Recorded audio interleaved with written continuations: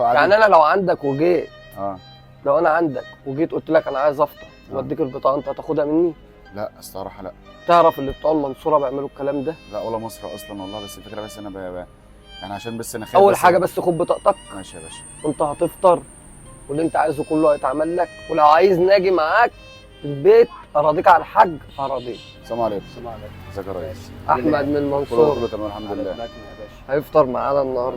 ماشي يا باشا، على دماغك تحت امرك. طب انا قبل بس ما اكل، بس ينفع اقول لكم على حاجه بس؟ اتفضل. بص كده حضرتك على الشنطه اللي انا لابسها دي. شنطه؟